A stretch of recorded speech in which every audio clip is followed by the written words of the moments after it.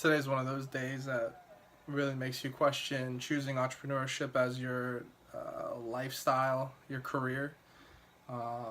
Just from the get-go, from coffee not being right to customer complaints to employee issues to sales to whatever it is. It's just one of those days that you really got to power through, and it's tough. It's really tough, and I think that's what will wean out some of the entrepreneurs that are doing this right now just because it's a fad. But if you have something really solid in place, you have something sustainable in place, you have a real business in place, you can make it through these. You just got to tell yourself that. If you don't have the stomach for it, then it's probably not for you anyway, and that's one of the quickest tells as to whether or not you should continue on this journey. If you hit one little speed bump and you're about to call it quits, that's a sign that maybe this isn't for you.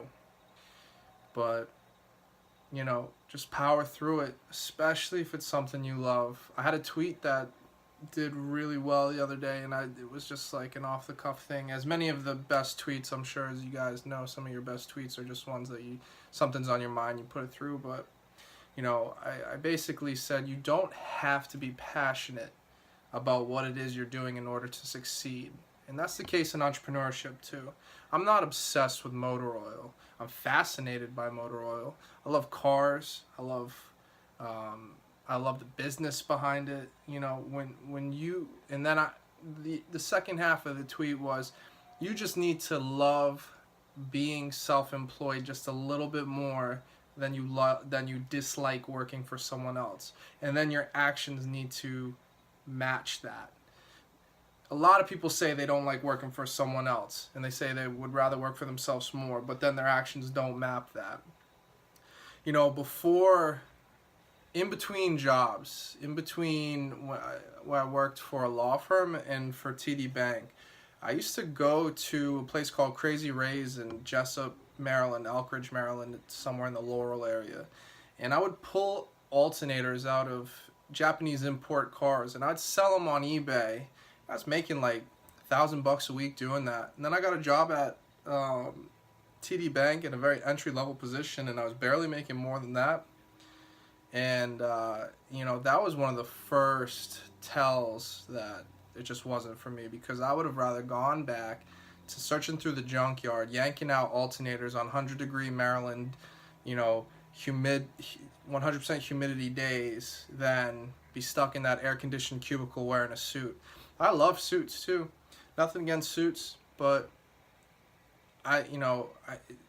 sometimes there's just a little bit in you that can give you those hints. And then obviously here I am now. I've got my business. I've got the locations across the 4 different states and 30-something employees at this point. And you can't go back now. Like, you can't. Even with any kind of backstops I have at this point. But for some people, that's not the case. Some people can go back.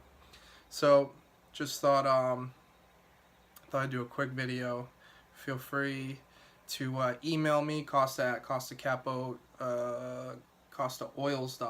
I don't have CostaCapo.com anymore.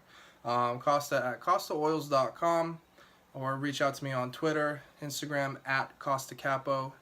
I'm going to start getting into some more business-minded videos. I think we're going to call it Takeover Tuesday.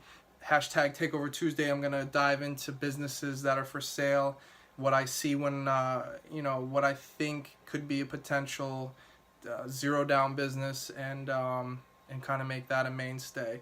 I'm also going to start getting into Filter Fridays, hashtag Filter Fridays, where I'm going to go through 2 different filters that I pull from the stores, talk a little bit about the companies, talk a little about the components and what makes it either a cheap mass-produced filter or a high-quality performance filter.